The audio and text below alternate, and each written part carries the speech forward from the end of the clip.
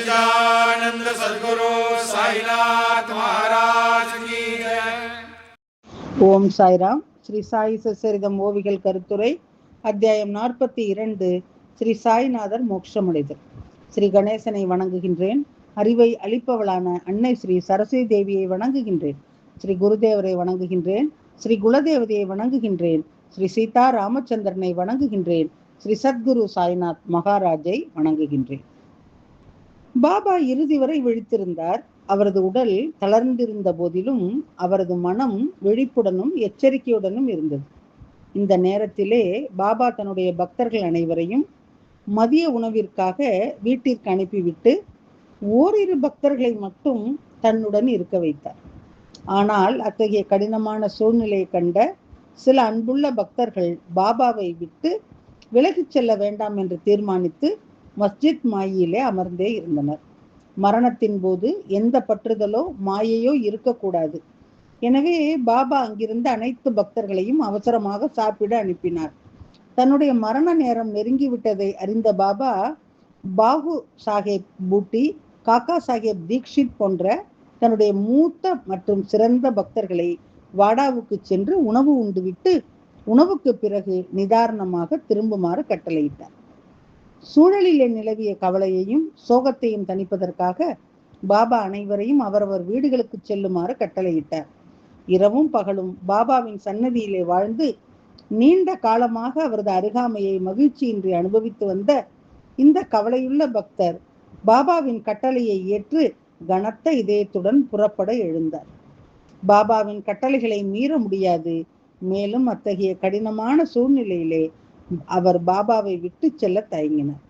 இருப்பினும் பாபாவை சமாதானப்படுத்த அவர் தயக்கத்துடன் மதிய உணவிற்கு புறப்பட்டார். பாபாவின் துயரத்தையும் வேதனையும் கண்டு பக்தர்கள் எப்படி திருப்தி அடைவார்கள்? அனைவரின் உயிரும் பாபாவுக்காக ஏங்கியது. ஒரு கணம் கூட அவரை விட்டு பிரிந்திருக்க அவர்களால் இயலவில்லை. பக்தர்கள் சாப்பிட அமர்ந்த போது பாபா காலமானார் என்ற செய்தி வந்தது. தங்கள் தட்டுக்களை அங்கேயே விட்டுவிட்டு அவர்கள் அனைவரும் மஸ்ஜித் மாய்க்கு ஓடி வந்தனர். ஆனால் அதற்குள் மிகவும் தாமதமாகிவிட்டது. அவர்களால் தங்கள் இறுதி மரியாதையை செலுத்த முடியவில்லை. வாழ்வின் கடைசி சில மணி நேரங்கள் கழிந்து கொண்டிருந்தன. உயிர் சக்தி மங்கத் தொடங்கியது. பாபாவின் உடல் பாயாஜி பாயினுடைய தோள்களிலே நிரந்தரமாக அமைதியாக சாய்ந்தது.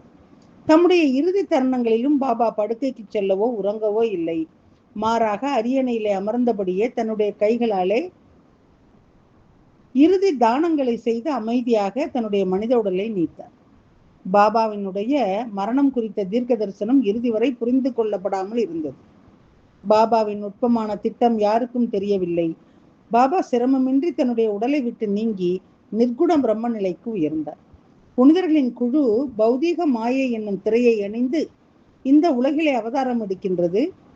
தங்கள் அவதாரத்தை நிறைவு செய்து தங்கள் பக்தர்களை காப்பாற்றிய பிறகு அவர்கள் மீண்டும் வெளிப்படாத பண்புகளற்ற உருவமற்ற வடிவத்திலே ஒன்றுபடுகின்றார்கள். பல்வேறு உடைகளை அணிந்து பல்வேறு வேடங்களிலே நடிக்கும் அந்த நடிகரே தன்னுடைய அடையாளத்தை மறக்கவில்லை என்றால் பரிபூர்ண பிரம்ம அவதாரமான சாயி எப்படி மரணத்திற்கு அஞ்சுவார்? மக்களின் நலனுக்காக மட்டுமே அவதாரம் எடுத்து தன்னுடைய அவதார பணி முடிந்தவுடன் அந்த அவதாரத்தை முடித்து கொண்டவர், தன்னுடைய சொந்த திட்டங்களுக்கு மூளையாக இருப்பவர், பிறப்பு இறப்பு சுழற்சியிலே சிக்கி தவித்திருக்க முடியுமா? தன்னுடைய சுயசக்தியால் தான் விரும்பும் எந்த நேரத்திலும் எந்த இடத்திலும் எந்த வடிவத்தையும் எடுக்கக்கூடியவனும் எடுப்பவனுமான அவர் பிறப்பு இறப்பு என்னும் ஆபத்தை எப்படி எதிர்கொள்ள முடியும்? பரம்பொருளும் நித்தியமான ஒருவர் எப்படி இறக்க முடியும்? மாயைகளால் சூழப்பட்ட இந்த உலகம் மோக மாயைகளுக்கு அப்பாற்பட்ட ஒருவரை எப்படி பாதிக்க முடியும்? பாபா செயல்களை செய்வது போல தோன்றினாலும் செயல்களை செய்பவர் என்ற கர்வமோ அகந்தையோ இல்லாத ஒருவர் எப்படி பிறப்பையும் இறப்பையும் அனுபவிக்க முடியும்? கர்மாவின் விளைவுகளை அனுபவிப்பதன் மூலமே நிறைவேற்ற வேண்டும் என்று வேதங்களும் சாஸ்திரங்களும் கூறுகின்றன. இருப்பினும் பிரம்மத்தை அறிந்தவர்கள் கர்மா மற்றும் அதன் பலன்களிலிருந்து விடுபட்டவர்கள். எனவே அவர்கள் கர்ம பந்தத்தை பற்றி கவலைப்படுவதில்லை. அவர்கள் அனைத்து உயிருள்ள மற்றும் உயிரற்ற பொருள்களிலும் பிரம்மத்தை மட்டுமே காண்கின்றார்கள். அத்தகைய சாய்நாதர் பிறப்புக்கும் இறப்புக்கும் அப்பாற்பட்டவர். கர்மாவும் அதன் பலன்களும், அதாவது கர்மத்தின் இன்பமும் வெவ்வேறானவை என்பது அனைவருக்கும் தெரியும். ஆனால் பிரம்மத்தை புரிந்து கொள்பவர்கள் கர்மத்தையும் அதன் பலன்களையும் பிரம்மத்தின் ஒரே வடிவமாக கருதுகின்றனர். பிரம்மத்தை புரிந்து கொள்பவர்கள் சங்கையும் அந்த சங்கின் மீதான வெள்ளி போன்ற வேலைப்பாடுகளையும் ஒன்றே என்று கருதுகின்றார்கள். பாபாவை போல கருணையுள்ள பிரபஞ்சத்தின் அன்னை காலத்தால் எப்படி விழுங்கப்பட்டார்? அது நேர்மாறாக ஒளிமயமான பகல் இருண்ட இரவால் விளங்கப்படுவதைப் போல இருந்தது. காலம் எப்படி இவ்வளவு கடுமையாக மாறியது? இந்த அத்தியாயத்தை இதோடு முடிப்போம். இந்த மாதம் வெளியிடப்பட உள்ள இந்த அத்தியாயத்தின் கண்ணியத்தை கடைபிடிப்பது அவசியம். இல்லையெனில் நீளம் குறித்த அச்சத்தால் கேட்போர் தேவையில்லாமல் சிரமப்படுவார்கள். குறிப்பு: மாதாந்திர வரம்புகள். சாய் லீலா மாத இதழிலே ஒவ்வொரு மாதமும் ஒரு அத்தியாயம் வெளியிடப்பட்டது. அந்த மாத இதழின் பக்கங்களுக்கான வரம்புகள் இங்கு விவரிக்கப்பட்டுள்ளன. இதன் தொடர்ச்சியான கருவுற்ற கதை அடுத்த அத்தியாயத்திலே வரிசையாக சொல்லப்படும். ஹேமத் பந்த் சாய் பகவானிடம் முழுமையாக சரணடைந்து விட்டார். இந்த ஹேமத் பந்த் பாபாவினுடைய அருளால் ஆசீர்வதிக்கப்பட்டுள்ளார். துறவிகள் மற்றும் மகான்களுக்கு உத்வேகமாக நேரடி நிலை வந்த ஒரு பக்தரான ஹேமத் பந்த் எழுதிய ஸ்ரீ சாய் சச்சரித்திரத்தின் 42ஆம் அத்தியாயம் ஸ்ரீ சாய்நாதர் மோட்சமடைதல் முதல் பாகம் இங்கே நிறைவடைகின்றது. ஸ்ரீ சத்குரு சாய்நாத அர்ப்பணமஸ்து. சுபம் பவது.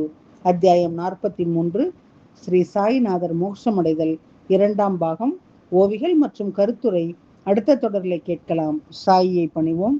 சாந்தி நிலவட்டும். ஓம் சாய்ராம். श्री सच्चिदानंद सद्गुरु साईनाथ महाराज की जय।